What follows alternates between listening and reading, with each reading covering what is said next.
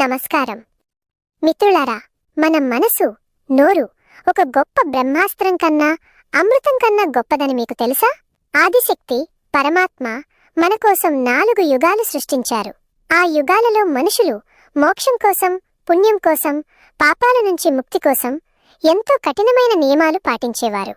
కృతయుగంలో తపస్సు చేశారు, త్రేతాయుగంలో యజ్ఞయాగాలు చేసేవారు, ద్వాపర యుగంలో అర్చనలు దానాలు చేసేవారు, కలియుగంలో కేవలం భగవంతుణ్ణి నామస్మరణ చేస్తే చాలు.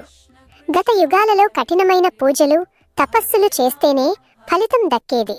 కానీ మనం మనిషిగా పుట్టడం, అది కూడా ఈ కలియుగంలో పుట్టడం ఒక మహా అదృష్టం, ఒక మహావరం. ఎందుకంటే ప్రస్తుత కలియుగంలో నామస్మరణకు కఠినమైన నియమాలు లేవు, కానీ దానికి ఉన్న శక్తి మాత్రం అపారమైనది. 84 లక్షల జీవరాశుల తర్వాత దక్కిన ఈ మానవ జన్మను సార్థకం చేసుకోవాలి. కలియుగ వాసులారా, నిస్వార్థమైన ప్రేమ భక్తితో ఎవరైతే కలియుగ ధర్మాన్ని పాటిస్తారో వారికి కలిగే ఈ 20 అద్భుత ప్రయోజనాలను చూడండి. 1. మనశ్శాంతి. 2. పాప విముక్తి. 3. సద్గుణాల ప్రాప్తి. 4. ఆత్మవిశ్వాసం. 5. ఏకాగ్రత. 6. భయ నివారణ. 7. ఆరోగ్యం.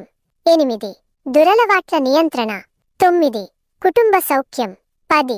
ముక్తి మార్గం. 11. అహంకారం తగ్గడం. 12. సానుకూల దృక్పథం. 13. వాక్కు శుద్ధి.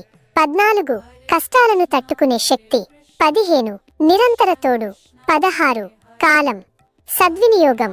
17. కృతజ్ఞతాభావం. 18. బుద్ధి వికాసం. 19. శత్రుత్వ నివారణ. 20. సర్వత్రా రక్షణ. గుర్తుంచుకోండి, ఆదిశక్తి పరమాత్మలకు ఏమీ అవసరం లేదు, వారే సర్వం. వారికి కేవలం మన భావం ముఖ్యం. ఇంకెందుకు ఆలస్యం? ఇప్పుడే నామస్మరణ ప్రారంభించండి, ప్రయోజనాలు పొందండి, ముక్తిని సాధించండి. ముఖ్య గమనిక: దేవుని అనుమతి, అమ్మ దయ లేకుండా ఈ సృష్టిలో ఏ జీవి కదలదు. ఈ సందేశం ఇప్పుడు మీ ముందుకు వచ్చిందంటే ఆ దైవిక శక్తి మీకు ఒక గొప్ప అవకాశాన్ని ఇస్తుందని అర్థం.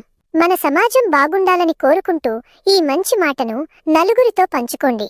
ఎవరైతే దీనిని లైక్ చేసి నలుగురికి షేర్ చేస్తారో ఆ దేవుడు మీకు, మీ కుటుంబానికి ఆయురారోగ్యాలను, పుణ్యాన్ని ప్రసాదించుగాక.